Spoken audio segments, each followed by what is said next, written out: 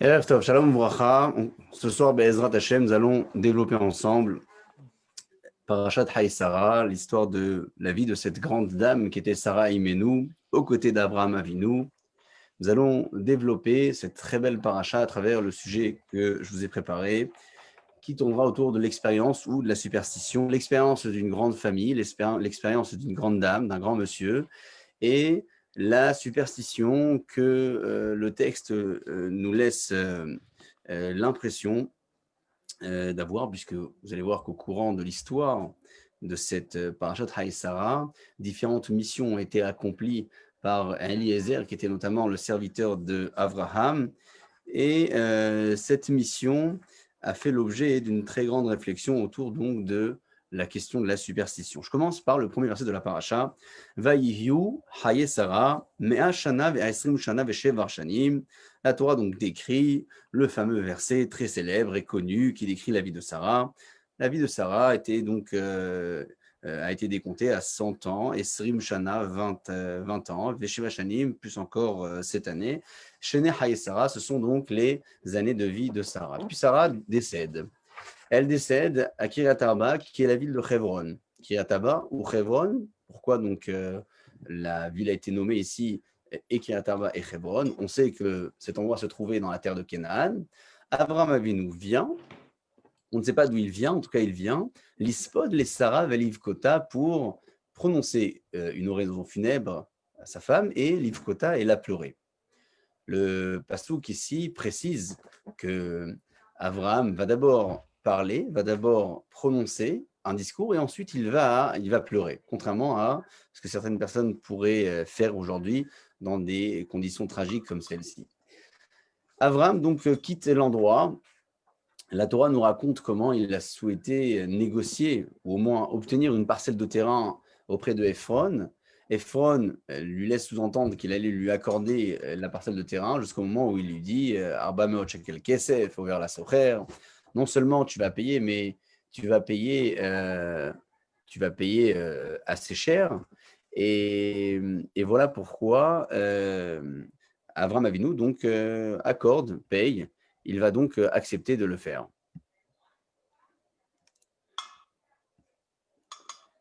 Comme c'est Fron Asher Marpella, Sharifne Hebron, c'est des Fron Asher Marpella, donc le terrain en question qu'Avram a acheté va lui appartenir. La Torah insiste, la Torah insiste pour nous dire qu'Avram il a bien acheté ce terrain. La Torah insiste puisqu'elle le redit même à la fin de la paracha, et il l'enterre là-bas. Il enterre Sarah dans Me'ara Seder Marpella, et l'histoire s'arrête là. Première phase de la paracha, la mort de Sarah, la disparition d'une grande dame, l'enterrement de Sarah sur un endroit qui a été négocié finalement payé au prix fort. Premier épisode de la parachat Haï Sarah. On enchaîne immédiatement après ce moment difficile qu'Avram a vécu avec la recherche d'un bon parti pour son fils, parce qu'Avram était âgé, Zaken Babayami, et puis il envoie Eliezer en mission. Eliezer qui découvre les vertus de cette jeune fille qui s'appelait Rivka, qui va devenir l'une des matriarches du peuple d'Israël, Rivka Imenu. Une mission qui est aussi très particulière parce qu'il rencontre là-bas une famille différente, une famille avec des profils différents, le papa, le frère. Il leur donne des indications, il leur explique d'où il vient. Finalement, l'affaire est conclue. Tout le monde est content puisque Eliezer arrive au bout de ses fins. Il a atteint l'objectif que son maître Abraham lui avait donné. Yitzhak va trouver donc un bon parti et Abraham sera également satisfait. J'aimerais, pour commencer, attirer votre attention sur quelques éléments ici que je relève du texte, au début de la paracha notamment, dans la première phase et ensuite dans la deuxième phase. Dans la première phase, il était question de parler de la vie de Sarah. La Torah donc a fait ce fameux décompte de 127 années. La Torah ne parle pas de vieillesse, on ne parle pas de zikna, de vieillesse en parlant de Sarah. Et elle choisit en revanche d'en parler lorsque elle évoque la deuxième étape de la paracha, là où Abraham va choisir d'envoyer Eliezer en mission pour trouver une femme à son fils. Puisque là-bas, la Torah le dit, Abraham Zaken Ba Bayamim. Abraham était âgé, Ba Bayamim, il venait dans les jours. Donc auprès de Sarah, on parle des années, on parle des 127 ans. Pour Abraham, on parle plutôt de Zaken. Quelle est la notion de Zikna? Pourquoi la Torah a souhaité distinguer les années de vie de Sarah? Pourquoi est-ce que c'est répété à plusieurs reprises ce terme-là de Shana, qui veut dire année, mais Shana, Esrim Shana, Sheva Shanim? Rashi répond à la question sur place en disant que Sarah était une femme parfaite et la Torah souhaitait nous dire que à 100 ans, elle était comme à 20 ans pour la faute, donc elle était pure, et puis à 20 ans, elle était comme à l'âge de 7 ans, donc toujours aussi belle. 127 années, il explique le Rav Hirsch que la vie se découpe en plusieurs étapes. Il y a effectivement cette première étape dans la vie de l'enfant, c'est là où l'enfant apprend, c'est là où l'enfant fait ses premiers pas, il apprend à marcher, il apprend à parler, puis il découvre le monde. Il découvre le monde, on l'a tous vécu, ce moment où l'enfant commence à faire ses premiers pas, c'est merveilleux ce qu'il vit. On a l'impression de donner des lunettes à une personne qui ne voyait pas. Ça aussi, hein, ce sont des expériences que peut-être certaines personnes d'entre vous ont pu voir, mais c'est exactement ce que fait un enfant lorsqu'il commence à marcher. Il découvre le monde. Et puis il apprend, il grandit, il fait des erreurs, il fait des belles choses. Arrive l'âge de l'adolescence où il y a une forme d'innocence, mais une forme de responsabilité un peu différente aussi, puisque lorsque l'enfant grandit, lorsque l'enfant est un adolescent, il n'est plus dans la découverte du monde, il est dans cet état d'esprit d'avoir déjà découvert et d'avoir déjà tout appris. C'est la fameuse étape dans la vie de l'enfant où l'adulte ne peut plus rien lui apprendre puisqu'il sait déjà tout. C'est l'âge donc de l'adolescence. Une fois que l'adolescence passe, ce grand jeune homme ou cette grande jeune dame devient actif ou active dans sa vie. Il y a la vie professionnelle et puis il y a la vie personnelle. Et le chemin fait son cours puisque ces belles expériences de la vie forgent un caractère, forgent une personnalité. Et puis ce que l'enfant était hier, il ne l'est plus aujourd'hui, il n'est plus innocent, il n'est plus dans la découverte, il est dans cette forme d'expérience acquise qu'il va ensuite transmettre à l'enfant, aux petits-enfants, puisque un parent transmet à son fils et un grand-parent transmet à son fils, mais à son petit-fils également ou à sa petite-fille également. Lorsque ces expériences sont vécues dans la vie de chacun et chacune d'entre nous, elles peuvent être vécues de plusieurs façons. Parlons-en ce soir, puisque c'est le cœur même de notre paracha qui l'évoque. Vous avez cette première possibilité ou première hypothèse, c'est celui qui vit sa vie en plusieurs étapes, mais des étapes qui sont complètement déconnectées les unes des autres. Et la première étape, c'est l'enfant qui était dans cette belle découverte du monde, c'est l'enfant qui porte des lunettes pour la première fois. Arrive l'étape de l'adolescence et puis on ne tire pas spécialement de conséquences, de moralité ou d'apprentissage des erreurs déjà faites. On passe vraiment à une nouvelle phase dans la vie. C'est une phase où, on disait tout à l'heure, on est en effervescence face à celui qui voudrait nous apprendre quelque chose, parce qu'on sait déjà tout, donc on est dans cette phase de l'adolescence. On ne prend pas conscience de l'étape précédente, de l'étape de laquelle nous venons, de celle qui nous a permis d'apprendre, de celle dans laquelle l'adulte a pu nous apprendre également. Donc ça, c'est resté derrière. On est dans l'étape de l'adolescence. Et enfin, on passe toujours dans cette première hypothèse vers la troisième étape, qui est une étape très très longue, c'est l'étape de l'expérience acquise réellement, l'étape de la maturité, où là aussi, à nouveau, on laisse de côté, on laisse derrière l'expérience de l'enfant qui a découvert, l'expérience de l'adolescence, et on vit sa vie avec l'expérience du moment. Que veut dire laisser donc derrière ces premières expériences? Les erreurs, on en commet tous. Les bonnes et mauvaises découvertes, on en fait tous également. Tirer une moralité ou une conséquence d'une expérience déjà vécue, ça nous permet de grandir et d'éviter de refaire donc les mêmes erreurs. Dans cette première hypothèse, on a affaire donc à un personnage qui souhaite vivre sa vie presque au jour le jour et il ne fait pas suivre donc les étapes les unes après les autres. Il les vit les unes après les autres puisque la vie est faite comme elle est faite. Donc, il est obligé de faire suivre ces étapes les unes après les autres, mais il ne va pas les rattacher les unes aux autres. Il ne sera pas dans cette dans cette lecture de vie. Pour lui, toute étape a son indépendance et à partir de là, il construit son chemin, il construit sa vie. On est donc dans cette première hypothèse, premier personnage qui peut être celui que nous sommes ou la personne qui se trouve près de nous, un membre de sa famille, un ami. La deuxième hypothèse, ou peut-être le deuxième personnage, c'est celui qui vivra sa vie en vivant ces étapes donc successives, puisque les étapes sont les mêmes, mais en les rattachant les unes aux autres. Ce que l'enfant a découvert et a appris, il le traîne avec lui à l'âge de l'adolescence. Ce que l'enfant a appris également de ses propres erreurs ou de ce que la vie a pu lui apprendre à l'étape de l'adolescence, il va également le tirer vers lui dans cette troisième et très longue étape qui est l'étape donc de l'expérience de la maturité. Ce deuxième personnage d'Ilra Virch, c'est l'histoire de cette grande dame qui a marqué le Ham Israël tout entier, puisqu'on parle de Sarah Imenou, celle que la Torah a souhaité décrire comme étant la femme de sang, de vin et de sept, qui a vécu donc ces trois étapes toutes marquées par de grands événements, par de grandes difficultés. On les a évoquées déjà dans les parachutes précédentes. Une dame qui attend des enfants, qui voit sa seconde avoir des enfants avant elle. Une dame qui a quand même franchi le cap que personne n'avait franchi jusqu'à présent, puisqu'elle a eu un enfant à un âge très très avancé. Puis là, elle décède lorsqu'elle apprend que son fils Yitzhak, tant attendu, allait être sacrifié. Cette femme-là avait choisi de ramener donc ces expériences anciennes vers ces nouvelles expériences. Lorsque Rachi parle ici de sang comme vin ou de vin comme sept, on ne parle pas spécialement d'une qualité particulière, on parle d'un état d'esprit. À l'âge de 100 ans, une personne a déjà vécu sa vie avec ses bonnes et ses mauvaises choses. Sarah a choisi d'être à l'âge de 100 ans comme à l'âge de 20 ans pour la faute, pour l'erreur.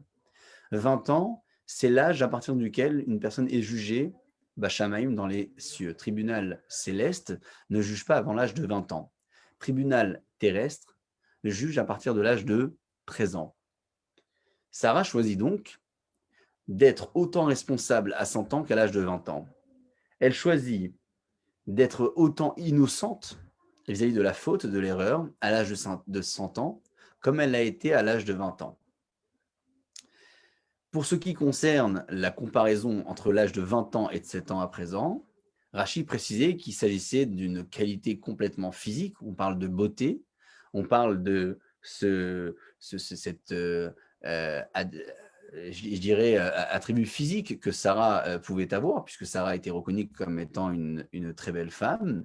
Et donc, à l'âge de 20 ans, selon le texte, Sarah était aussi belle qu'à l'âge de 7 ans. Je ne sais pas si on peut avoir un avis personnel sur la question, mais peut-être qu'en étant objectif, on aurait eu une interprétation un peu différente. Ou du moins, on aurait considéré qu'à l'âge de 20 ans, une femme est peut-être plus belle qu'à l'âge de 7 ans. Comment donc le texte fait comparaison ici, une comparaison entre ce que Sarah était à l'âge de 20 ans et ce qu'elle était à l'âge de 7 ans? Souvenez-vous, on parlait de cette deuxième hypothèse ou de ce deuxième personnage. C'est celui qui a fait le choix de rattacher ses anciennes expériences aux nouvelles expériences, apprendre de ses erreurs et vivre sa vie en tirant son bagage derrière lui. À l'âge de 7 ans, l'enfant n'est pas encore conscient de ses qualités ou de ses défauts. La qualité peut être un défaut, le défaut peut être une qualité. À l'âge de 20 ans, c'est l'âge où l'enfant a déjà compris qu'il existe le bon et le moins bon. Il vient de passer l'étape de l'adolescence, l'étape où personne ne pouvait rien lui apprendre, mais il sait déjà qu'il existe du bon et qu'il existe du moins bon. Il sait qu'une qualité peut l'aider comme peut le détruire. Une femme sait que la beauté peut l'aider comme peut la détruire. On pose la question aujourd'hui à toutes celles qui nous écoutent. La réponse, je pense qu'elle sera la même. Lorsqu'une femme grandit, elle prend conscience de ce qu'elle est, elle prend conscience de sa qualité, ça peut être sur le plan physique comme intellectuel, elle en fait usage comme elle le souhaite. Elle en fait bon usage ou mauvais usage. Tout dépend de son éducation, de ses choix et bien évidemment de ses intérêts de vie. À l'âge de 20 ans, Sarah avait fait le choix de considérer cette qualité physique qu'elle avait comme elle l'avait considérée à l'âge de 7 ans. En d'autres termes, pour Sarah, ce physique qu'elle avait, cette belle qualité qu'elle avait, la beauté qu'elle dégageait, était presque autant insignifiante à l'âge où une femme pourrait en faire usage pour différentes raisons. Pour Sarah, cette qualité-là ne l'a pas été perçue, en tout cas comme une femme aurait pu l'apercevoir aujourd'hui, puisqu'à 20 ans, elle était comme à l'âge de 7 ans. C'est un sacré bagage que traîne derrière elle Sarah.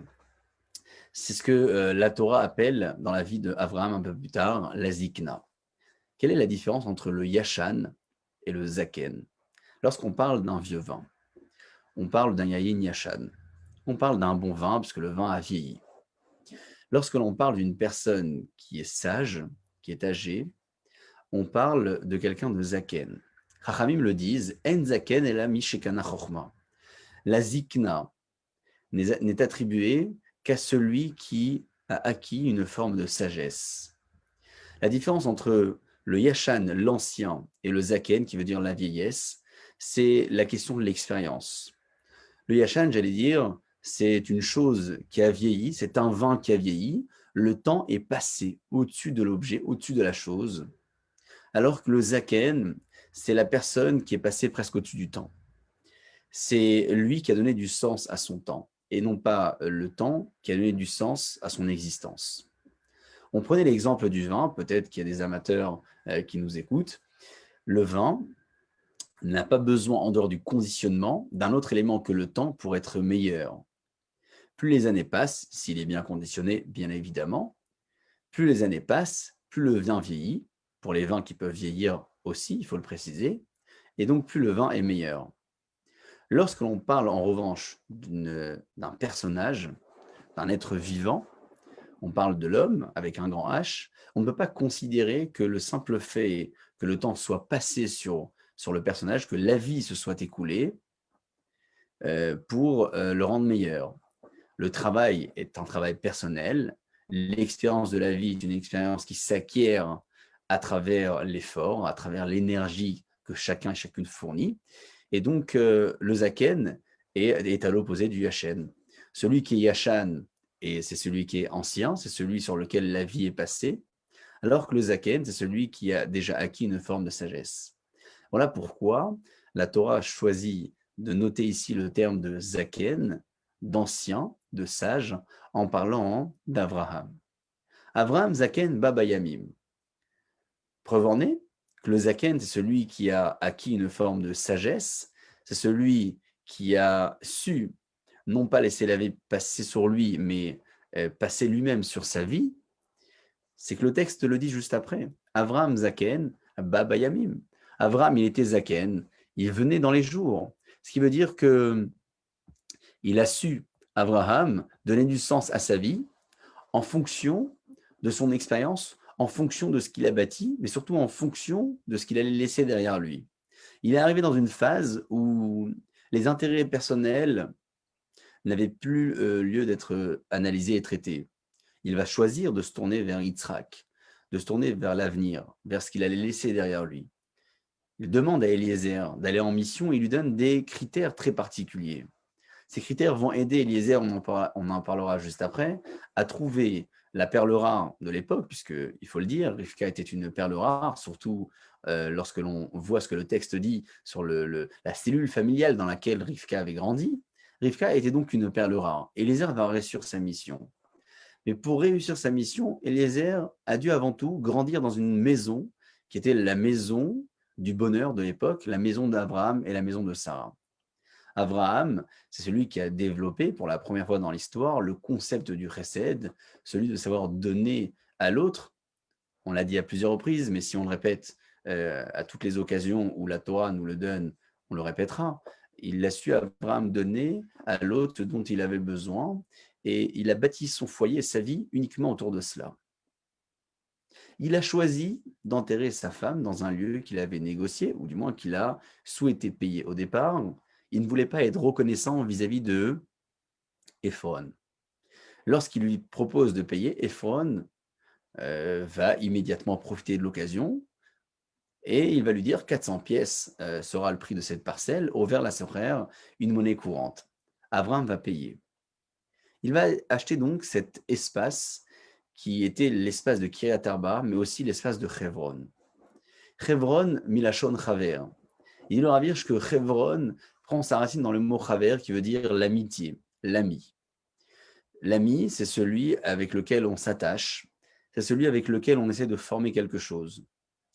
L'amitié nous mène vers un endroit, vers un projet, vers quelque chose de particulier. On en tire quelque chose de l'amitié. C'est la première fois dans l'histoire où la Torah raconte que l'endroit sur lequel une personne a été enterrée a pris le nom du projet même qui avait été mené pour y arriver, justement. J'essaie de définir les choses. Abraham, toute sa vie, va se battre pour bâtir son foyer comme il a bâti.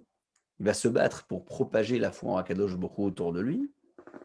Il va réussir ses missions, il va quitter son foyer, sa famille, etc. Et il va, au dernier moment, payer cette parcelle de terrain pour enterrer son épouse. Il ne voulait pas l'enterrer comme certains le faisaient à l'époque. Il va choisir un endroit particulier dans lequel il sera enterré également plus tard. C'est cette forme d'unité qu'il avait avec son épouse qu'il a voulu laisser également derrière lui, même après son décès. Il a souhaité être enterré auprès d'elle. Il a souhaité prévoir cet espace dès le moment où Sarah avait quitté ce monde.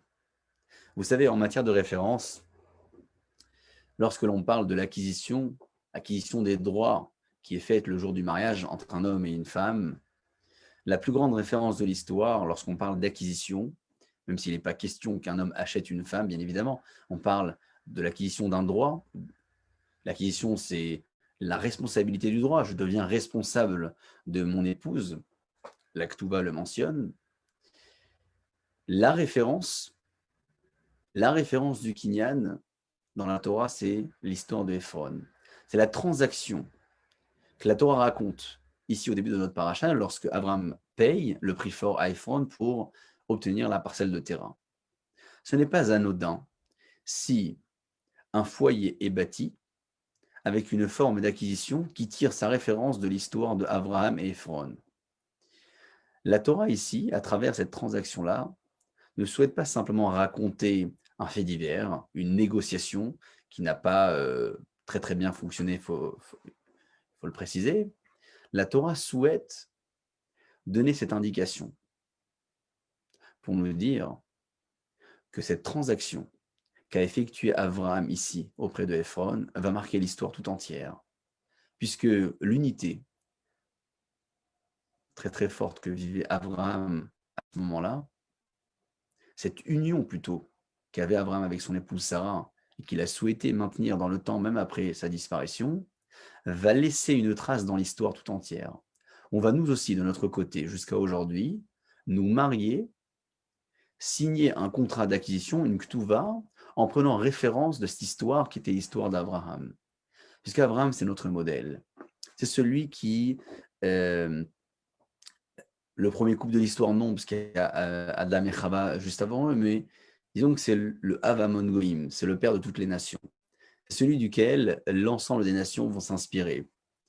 Tout le monde va se battre aujourd'hui, continue à se battre pour défendre son appartenance à Avraham Avinu, notre patriarche, le nôtre, ou non.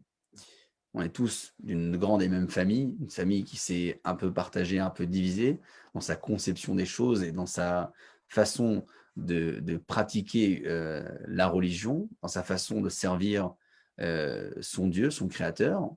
Mais on vient tous du même père. Av Amon Goïm, c'est un exemple pour le peuple d'Israël, mais pour l'humanité tout entière. Chevron, l'endroit sur lequel cette union se termine, mais laisse toutes ses traces, se nomme le Chevron, Milachon Chaver, quelque chose qui se rattache. En hébreu, lorsque l'on parle de deux éléments qui sont attachés l'un à l'autre, on parle de Davar Amitraber, le Mehoubar. La transaction se termine. Abraham prononce une oraison funèbre. On disait tout à l'heure que l'éloge funèbre a fait suivre à ses pleurs. Veliv Kota. D'où Abraham venait-il? Le Midrash nous dit que Abraham revenait de l'enterrement de son père Terach. Il a souhaité faire une interruption entre les pleurs qu'il avait exprimés pour la disparition de son père et ceux qu'il allait verser, les larmes qu'il allait verser pour sa femme Sarah. Il ne fallait pas qu'il y ait de confusion. Il fallait que les choses soient claires, non pas pour celles et ceux qui avaient assisté, mais pour lui, Abraham. Pleurer son père, c'est une chose. Pleurer son épouse, c'est toute autre chose. Lorsqu'il va être devant la dépouille de sa femme, il va être le premier dans l'histoire aussi à prononcer le Eshet Ha'il, Mi'imtsa, que Shlomo Ameler va écrire plus tard. Eshet Ha'il, Mi'imtsa, cette femme vertueuse qui était Sarah Imenu, est décrite à travers ces différentes strophes que compose le Eshet Ha'il. Avram ne va pas la chanter, il va le prononcer. C'est une femme qui va éduquer ses enfants avec des éducations distinctes, contrairement à d'autres qui viennent dans l'histoire un petit peu plus tard.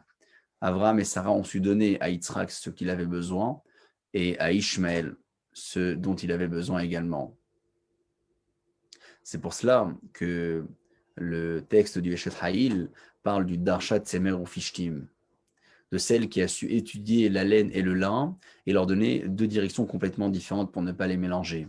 En parlant de celle qui a donné une éducation différente à Yitzhak pour le détacher d'Ishmaël, et Abraham de son côté qui a su protéger également Ishmaël qui était son enfant en respectant les recommandations de sa femme Sarah, puisqu'elle a souhaité à ce moment-là que les deux ne soient plus près l'un de l'autre et que Ishmaël quitte le foyer. Cette belle expérience mérite finalement, donc le terme de Zaken Babayamim, elle mérite pleinement ce que dit la Torah à propos d'Abraham. Le Zaken, c'est celui qui a déjà acquis une forme de sagesse. Il va transmettre sa sagesse à celui qu'on appelle aujourd'hui le Nahar. Le Nahar, c'est le jeune homme. Lorsqu'on parle de Nahar, ou on parle de Nahara, on parle de Rivka, celle que Eliezer va aller chercher pour remplir la mission qui lui avait été confiée. Nahar, dit le Rav Hirsch, c'est celui qui est secoué ou bien qui secoue les événements de la vie. Lorsque vous avez un par-dessus qui est mouillé, vous allez le secouer légèrement pour que les gouttes disparaissent. En réalité, vous n'avez pas envie d'être imprégné par la pluie, vous n'avez pas envie d'être touché par ce qui est tombé sur vous. Vous êtes secoué, mais vous allez vous-même secouer la chose. Le Nahar, Milachon Ménoir, c'est celui qui va donc secouer les événements de la vie et ne pas s'en imprégner. Pas encore. C'est celui qui est dans cette phase qui n'est pas expérimentale, qui l'est, bien évidemment, parce que toutes les phases sont expérimentales, mais dans la phase de l'adolescence, cet adolescent ne sait pas encore qu'il est en train de se construire également. Puisque grâce à cette phase, il comprendra ses enfants lorsqu'ils la passeront eux aussi. Donc le Nahar, c'est celui qui secoue.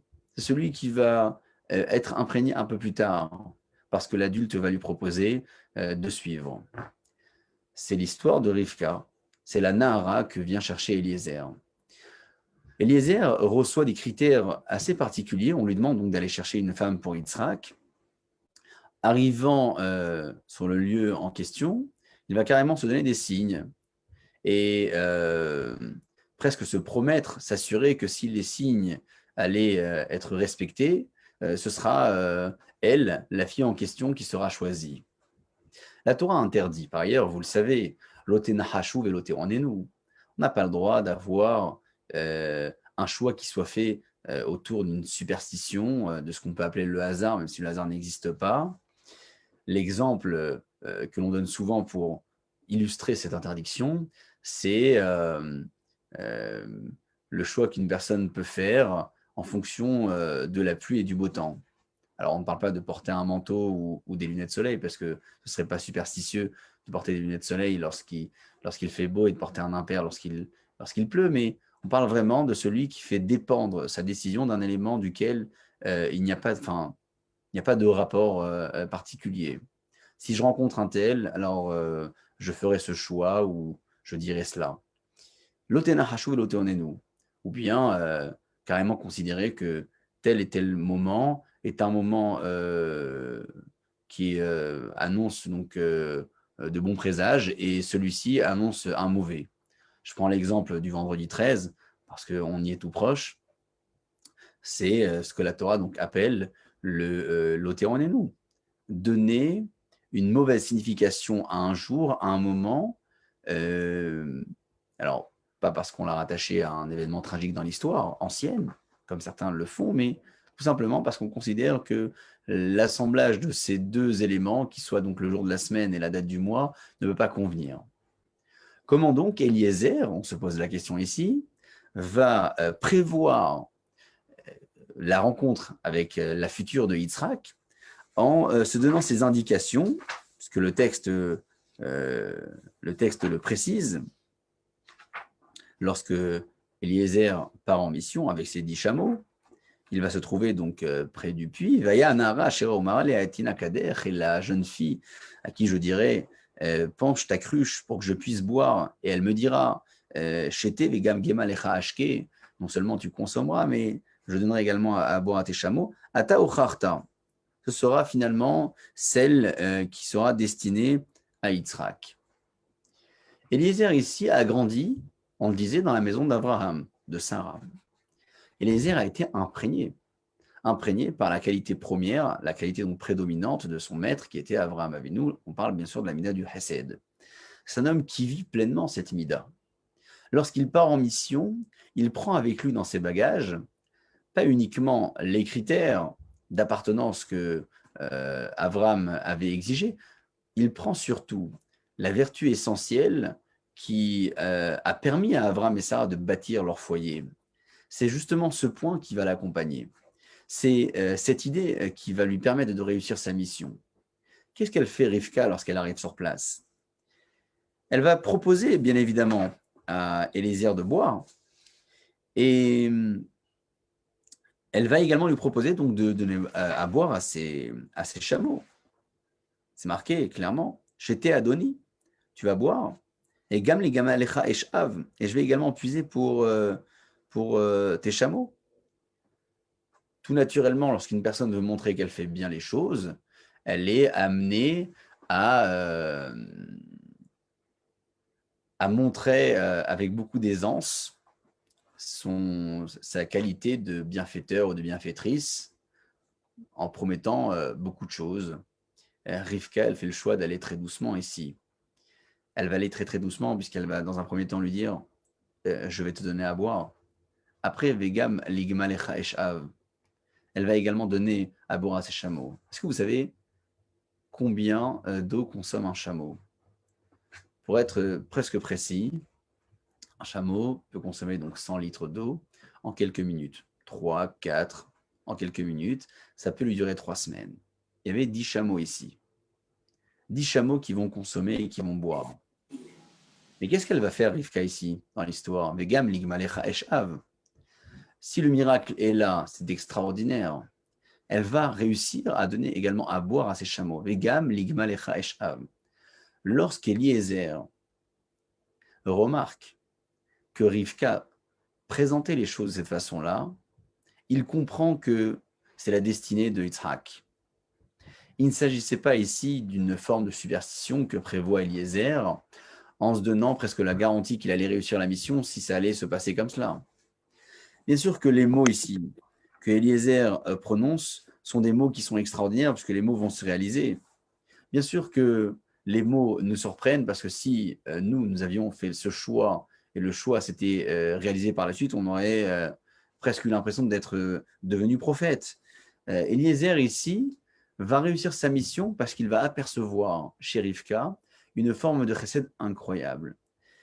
Celle qui consistait à donner à l'autre ce dont il avait besoin, on l'a dit, comme Abraham le vivait tout au long de sa vie, mais en se mettant complètement en retrait, en ne mettant pas en avant ses qualités de bienfaiteur ou de bienfaitrice. Je vais te donner, je vais nourrir ta famille, tes enfants, etc. Non, je vais te donner à boire. Les gammes avaient à tes animaux également. à tes chameaux également, je vais leur donner. Eliezer remplit sa mission grâce à cela. C'est grâce à cela que cette Néara, qui était cette jeune fille, va retrouver donc Yitzhak un petit peu plus tard, grâce à la mission d'un homme qui s'appelait Eliezer. C'est sûr qu'Eliezer aurait pu rater sa mission de peu. Le Midrash le raconte comment Bethuel va vouloir, comment Lavan pardon, va vouloir pratiquement empoisonner Eliezer, et le poison va être échangé et tomber dans l'assiette de Bethuel. Le Midrash le dit, donc Eliezer a failli de peu. Mais il va réussir quand même sa mission. Il va trouver donc cette perle rare au sein d'une famille qui vivait avec des principes très très différents, avec des croyances très très différentes. Ce Lavan, qui était le plus corrompu de l'histoire, en tout cas de l'époque, c'est le frère à peine. C'est le frère à peine de Rivka. C'est le futur beau-père de Yaakov. C'est celui qui va contribuer à la création du peuple d'Israël, bien évidemment, mais c'est celui avec lequel Rivka a grandi. Rivka grandit dans une cellule familiale qui est très très différente. Elle va réussir à devenir ce qu'elle est devenue. Elle va réussir à devenir cette ancienne Néara, cette ancienne jeune fille qui va grandir avec l'expérience et amener cette expérience avec elle comme un grand bagage pour l'âge de la maturité, pour l'âge de la sagesse et de la vieillesse. Rivka, c'est celle qui va poursuivre le chemin de Sarah. C'est celle qui va également vivre avec cet état d'esprit que Sarah avait, de faire suivre les étapes de la vie, non pas les unes après les autres en les détachant, mais en les prenant avec soi comme des petites ou des grandes expériences pour devenir et pour progresser, pour grandir. Sarah Imenu porte le nom de cette paracha. Plutôt, c'est la paracha qui porte son nom. La paracha de Haï Sarah, puisque Tzadikim, Bemitatan Ikraim Haïm, et Tzadikim, vous savez que même après leur disparition, ils sont toujours considérés comme vivants, puisque la vie d'un homme se résume à ce qu'il fait. La vie d'un homme ne se résume pas au nombre d'années qu'il a vécu sur Terre, elle se résume davantage à travers ses actions, à travers ses efforts, à travers ses projets, à travers les traces qu'il a laissées derrière lui. Si Sarah disparaît ici, si Sarah quitte ce monde, elle va tout de même laisser derrière elle le Haïm, la vie d'un grand personnage, la vie de celui qui arrive à tirer du bon de chaque expérience pour les amener avec lui vers d'autres aventures, vers d'autres moments, vers d'autres expériences. Si l'on avait à répondre ici à cette grande question qui était le sujet de ce soir, expérience ou superstition, on devrait se diriger immédiatement vers la vie d'Abraham et Sarah. Ce sont ceux qui vont savoir donner à Eliezer, qui était presque un simple serviteur, pour ne pas le dénigrer, parce que le serviteur d'Abraham, ce n'est pas le serviteur de n'importe qui. Abraham et Sarah vont même savoir inculquer ces valeurs à Eliezer. Ce sont ces mêmes personnages qui vont pouvoir nous donner la réponse à la question que j'ai posée tout à l'heure. L'expérience prévaut au-dessus de toute superstition. La superstition, c'est l'art de penser que la décision peut être prise en fonction d'un élément complètement extérieur et complètement détaché de toute expérience. C'est ça la superstition. L'expérience est tout à fait différente. C'est décidé en fonction d'un choix, en fonction d'une moralité, de quelque chose que j'ai pu en tirer. Je décide et j'avance. Ce que transmet Abraham et Sarah, Abraham plus précisément à Eliezer, c'est cette expérience. L'expérience qui nous paraissait être une superstition en réalité est une leçon de moralité incroyable dans la paracha de cette semaine. Puis en faisant une synthèse, on arrive finalement à un résultat très très fort. Vayu, Yeme, Haye Sarah, lorsque la Torah introduisait ce premier pasouk en disant Vayu, Haye Sarah plus précisément, la Torah choisissait déjà d'entrer en matière en parlant de comment définir la vie d'un homme et comment la considérer. Lorsque vous avez envie de tirer donc une moralité, une leçon d'une belle expérience ou d'une mauvaise expérience, vous êtes obligé de vivre votre vie comme Sarah l'a vécu. On ne peut pas faire un choix différent. On peut vivre sa vie de plusieurs façons. On peut avoir des amis qui soient très très différents de nous. On peut avoir plein de bonnes et mauvaises expériences dans la vie, mais on ne peut pas vivre sa vie autrement que Sarah l'a vécu. Nous sommes obligés de tirer avec nous ces anciennes expériences. C'est presque un art, si je pouvais le décrire ainsi, puisque lorsque vous chantez et vous voulez créer un son mélodieux, vous êtes obligé d'assembler plusieurs notes ensemble. Si vous avez une seule note, ça ne donne rien. Vous allez composer, assembler, et les grands artistes présents ce soir le diront bien mieux que moi. Alors, la vie, c'est cette belle expérience, cette grande aventure, une aventure artistique, si ça nous motive de la nommer ainsi, une belle aventure que chacun et chacune d'entre nous doit vivre de cette façon-là, avec un espoir immense de pouvoir constamment s'inspirer de ces grands personnages qui ont marqué l'histoire, que ce soit Abraham d'un côté, que ce soit Sarah, Eliezer, qui respecte sa mission comme la Torah le décrit, et Rivka un petit peu plus tard, qui va devenir donc la future femme de Yitzhak, bâtisseur et bâtisseuse du peuple d'Israël. Qu'Akadosh Baruch Hu nous en donne toujours les bonnes possibilités, qu'on puisse nous aussi continuer à nous inspirer et progresser, grandir, avancer, et non pas laisser la vie passer au-dessus de nous, mais nous-mêmes passer au-dessus de la vie, comme Abraham l'a vécu ici tout au long de sa vie. Baruch Hanai Le'olam.